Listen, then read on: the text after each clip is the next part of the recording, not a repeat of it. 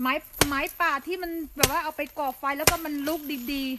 ๆก็คือไม้ต้นมะกอกนะทุกคนเวลานี้เราต้องเอาอันนี้อยู่ติดกับพื้นนะคะเพื่อที่เวลาเราเรียงฟืนเนี่ยฟืนจะมาติดตรงหลังเรานะเวลาเราแบกเนี่ยมันจะได้แบบว่าเราจะได้ไม่หงายหลังเยอะเห็ดขึ้นตามกิ่งไม้น่าจะแบบว่าเปื่อยแล้วอู้อัดเถอะเอ้ย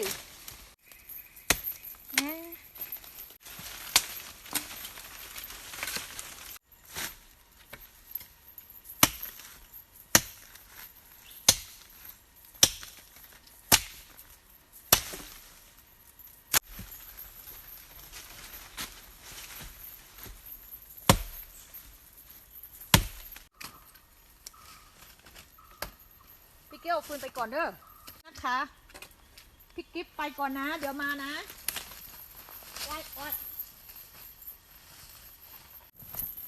เขย่าใส่ได้อีกนิดนึงเดี๋ยวพี่กิ๊บจะลองดูนะว่าลุกขึ้นไหวหรือเปล่าเวลาเราใส่เราก็ใส่ให้มันมานี้เนาะ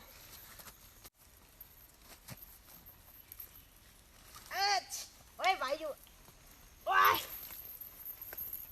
อยู่ไหวอยู่กลับบ้านกันทุกคน